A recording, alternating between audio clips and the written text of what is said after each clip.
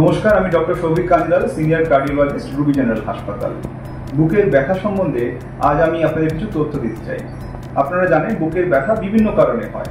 হার্টের থেকে যেরকম হতে পারে সেরকম অন্যান্য অনেক কারণে বুকের ব্যথা হয়ে থাকে।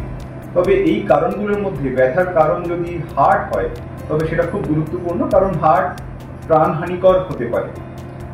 বুকের ব্যথা হলে এবং সেটা যদি হার্ট অ্যাটাকের জন্যই হয় তাহলে জানেন আপনারা যে সঙ্গে সঙ্গে চিকিৎসার দরকার হয়।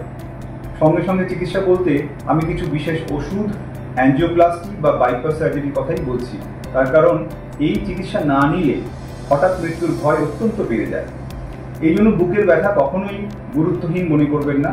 বুকের ব্যথা হলে সব সময় নিকটবর্তী কার্ডিওলজিস্টের কাছে আপনারা যোগাযোগ করবেন। আমাদের রুবি হাসপাতালে চেস্ট পেইন ক্লিনিক নামে একটি ক্লিনিক চালু আছে, যেখানে বুকের ব্যথার চিকিৎসা করা হয় এবং সেটা দরকার মতন আপনারা সুবিধা নিতে পারেন। ধন্যবাদ।